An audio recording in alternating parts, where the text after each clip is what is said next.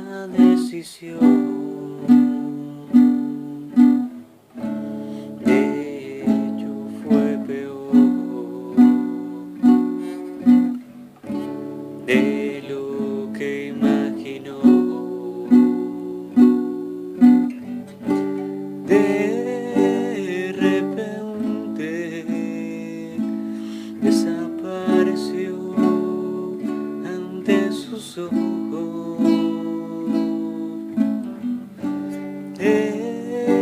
Ese bello espejismo que la había ilusionado tanto, que habría sido la causa de sus desvelos de soñar despierta.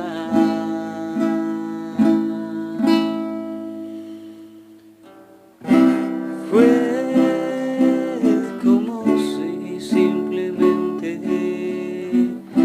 hubiera vivido una realidad ajena a la que realmente estaba viviendo.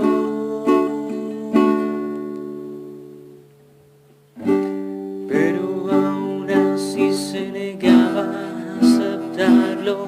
Era irónico que una vez más la historia se repetía.